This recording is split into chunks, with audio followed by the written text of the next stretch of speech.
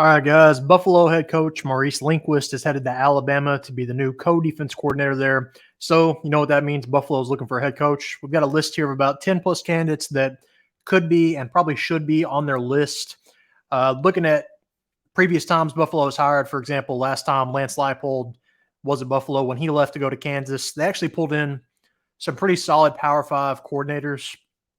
So when trying to make this list, you kind of want to go to, what Power 5 coordinators might have ties out to that area as far as close to Buffalo, who might have coaching ties at Buffalo, and who just might be looking to move up. You know what I mean? Because sometimes guys are just looking to be a head coach. So as far as who they could hire, they could go the FCS route. You could hire a Division II, Division III head coach that's had success. You could hire a Power 5 coordinator.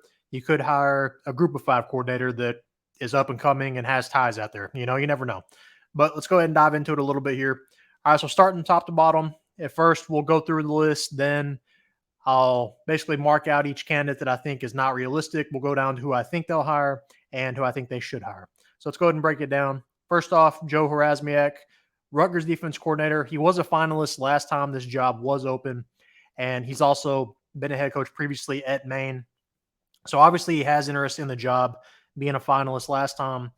They obviously didn't make the right hire. Linguist didn't have that much success here as a head coach. He's a pretty good recruiter, but didn't have that much success. But he was, at the time, Michigan's defense coordinator. He had just been hired there. So obviously you can pull some serious candidates here at Buffalo. All right, next up, Steve Shimko, Boston College offensive coordinator. Has worked also at Rutgers and is from New Jersey. Okay, so has ties to the area as well. So definitely an interesting prospect. Anytime, like I said, you can pull a Power 5 coordinator. While they might not have the most success, maybe as a coordinator, they might make a good head coach. Sometimes those don't go necessarily hand in hand. You can be a good coordinator and be a bad head coach. Next up, Tim Cramsey, Memphis offense coordinator, has also worked at New Hampshire as the offense coordinator, so has ties out here. And Memphis's offense this season was pretty good. Similar to Shimko, our Boston College offense was improved this season. So definitely an interesting prospect there. Next up, Andy Kotelnicki, if I'm saying that right, Andy Kotelnicki, Penn State offense coordinator, coming over from Kansas with Leipold. He was with Leipold at Buffalo, so has been the Buffalo offense coordinator before, has ties there. That's one of the things, like I said, you'll try to look for that and try to find some ties as far as who was coached there before, maybe who played there in the area, stuff like that. But did coach at Buffalo before. Like I said, went with Leipold to Kansas, has moved on to Penn State. So he might be holding out for a better job, because sometimes it's going to be a pay cut almost to come here, as you saw with, for example, Buffalo's head coach going to be the Bama DC. All right, next up here we have, Dino Babers. All right, so Dino Babers, former Syracuse head coach. I don't know how interested he is in getting back into coaching, but has coached at the Group of 5 level as well before, being at Bowling Green before he went to Syracuse. Has had so-so success, but usually when you're like a 500 coach at Syracuse, you can usually have success as a Group of 5 coach. Sometimes guys just aren't cut out to be Power 5 coaches, but you go back to the Group of 5 level and have a lot of wins, So you could probably do worse than Dino Babers. He's definitely a solid option that should be considered if he's interested in the job, but I don't know if he is interested because Buffalo is not the greatest gig at the moment. Next up, another one I don't know if he'll be interested or not. Tommy Rees, Alabama offense coordinator, former Notre Dame offense coordinator right now as well. He's looking for a job. Tommy Rees did interview for the Alabama head coaching job, did interview for the Arizona head coaching job, was a finalist for both of those jobs, I'm told.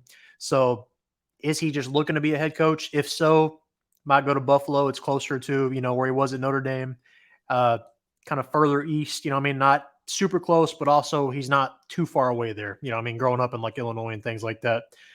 So if he's just interested in being a head coach, this is a route he could go. And if you could somehow pull Alabama and Notre Dame's offense coordinator as a head coach, you do it.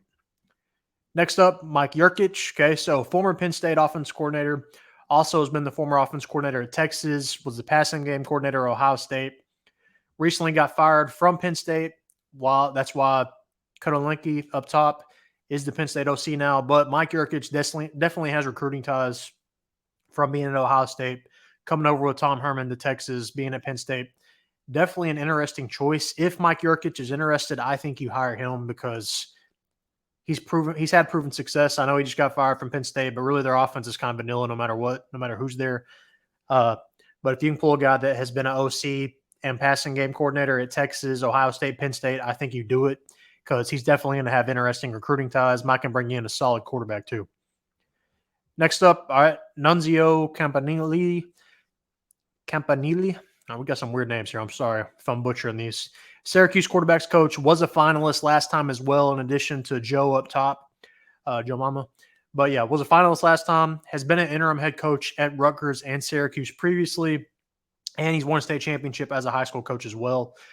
So he does have history as a head coach and history being successful as a head coach. And like I said, has been an interim coach at Syracuse and at Rutgers while they were going through coaching changes and was a finalist. So he has interest in the job.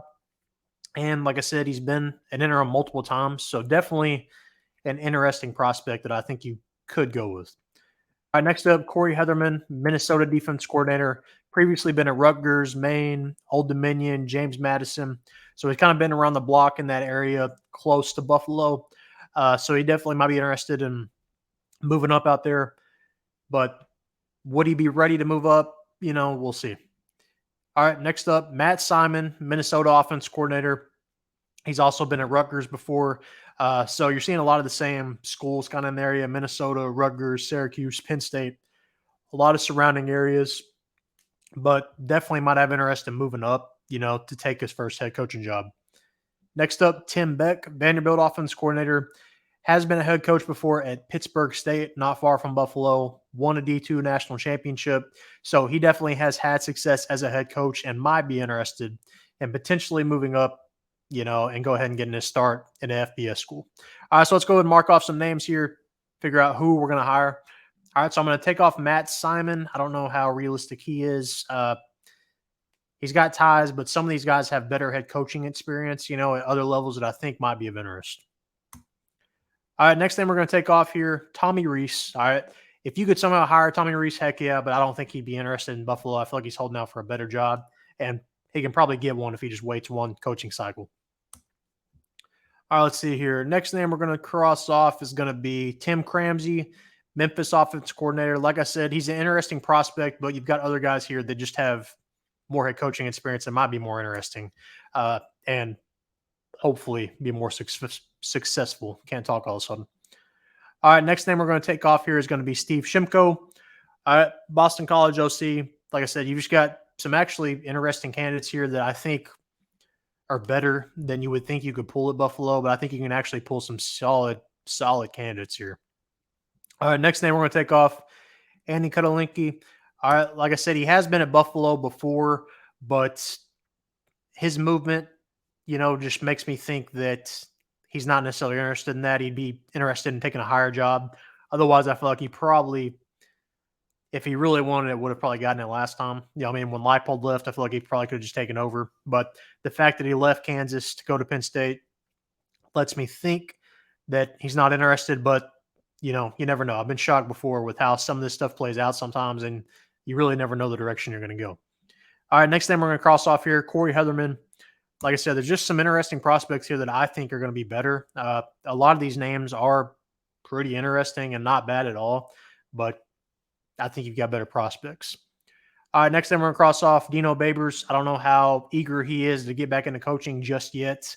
Had so-so success at Syracuse, you know, didn't win national championships or anything, but was kind of 500-ish. So I feel like he might get a better job than Buffalo, but he might be interested in staying in that area. But then again, he's not really from the East Coast. You know, I mean, he's from further west. All right, so we've got a Final Four here. All right, all pretty interesting candidates, I think.